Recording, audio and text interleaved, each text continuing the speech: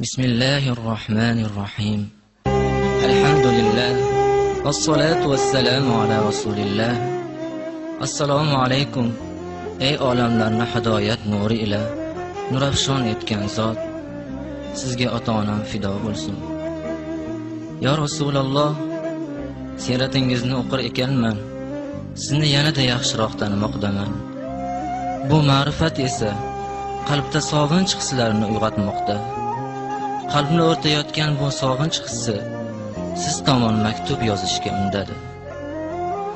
Ya Rasululloh, olamlarga rahmat bo'lib keldingizki, butun insoniyatni zulmat botqog'idan saodat nuriga olib chiqdingiz.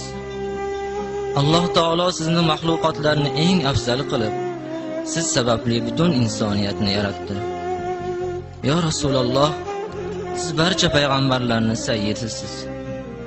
Hatto boshqa payg'ambarlar ham sizga ummat bo'lishni orzu qilishardi. Ya Rasululloh, siz go'zal xulq sohibi edingiz. Olamlar Robbisi sizni, ey Habibim, siz ulug' xulq uzradirsiz deb madh qilmoqda. Agar butun insoniyat xulqlari bir joyga jamlansa, sizni go'zal xulqingizga yetmas, ya Rasululloh. Ya Rasululloh, olamlarga namuna hayotingiz hamon ko'z o'ngimda. Alloh taolo sizga butun insoniyatga risolatni yetkazishlikni amr qildi. Siz bu yo'lda ko'p aziyat va mashaqqatlar chekdingiz. Hatto eng yaqin qavm qarindoshlaringiz sizdan yuz o'girib, sizning eng ashaddiy dushmanlaringizga aylandilar. Ka'batulloh yonida siz Abu Talib amakingiz vafot etgach, yolg'izlanib olamlar Robbisiga iltijo qilmoqdasiz. Makka mushriklari sizni himoyasiz qolgan deb mazah qilmoqdalar. Sajda qilganingizda boshingizga najosatlar sochdilar. Siz sajdada turib qoldingiz.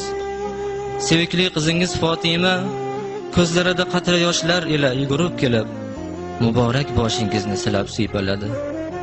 Siz qizingizni yig'layotganini ko'rib, yuragingiz og'rinib, yig'lama qizim deb yupatmoqdasiz. Bu muborak boshingizga jonlarimiz fido bo'lsin, ya Rasululloh.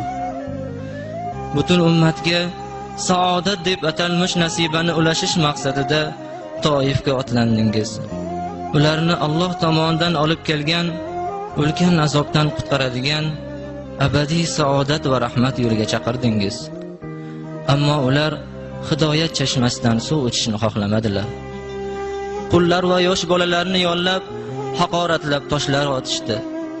Ko'nglingiz cho'kib, ko'z yosh to'kib ortga qaytdingiz. Ya Rasululloh, ko'nglingiz og'rindimi? Yolg'izlanib qoldingizmi? Ko'z yosh to'kmoqdasiz. Muborak ko'z yoshlaringizga jonimiz fido bo'lsin, ya Rasululloh. Shunda sizni yupatgani do'stingiz Jibril alayhissalom keldilar. Ey Habibim, agar ruxsat bersangiz Alloh taolo bu qavmni halok qilur dedilar. Sizchi, siz nima dedingiz? Siz nima dedingiz, ya Rasululloh? Axir ular uchun hidoyat so'ramadingizmi? Ey Allohim, bular nima qilayotganlarini bilmayaptilar. Ularni o'zing hidoyat qilgin deb Alloh taologa tazarru bilan iltijo qilmadingizmi? Siratingizni o'qir ekanman, ko'zimga yoshlar olaman. Olamlarga qanchalar mahbub bo'lib keldingizki, siz sababli butun insoniyat ilohiy muhabbat ne'matiga musharraf bo'ldi. Ilohiy lutf o'laroq bu lahzalarda sizni sog'inib maktub yozar ekanman. Hayotimda uchramagan his-tuyg'ular ummoniga g'arq bo'lmoqdaman. Siratingiz o'qib o'rganganim choq, g'aflatdan uyg'ondim, tarqadim mudiroq, taniganim sara sizni yaxshiroq, qalbimni o'rtaydi sog'inchli firoq. Rasululloh, sizni juda sog'indim. Sizni yoningizda bo'lgim kelyapti, ashoblaringizni ko'rgim kelyapti. Qay tomon yursangiz sira ajramay, ortingizdan izma-iz yurgim kelyapti. Rasululloh, sizni juda sog'indim. Anasdek jon fido qilolmasam ham, Abu Dujonangiz bo'lolmasam ham, ularning hayotin o'qiganimdam avj olar sog'inchim ko'zlarimdanam. Rasululloh sizni juda sog'indim. Toifliklar zulmi qalbim tirnaydi, Makkalik mushriklar tinmay tergaydi.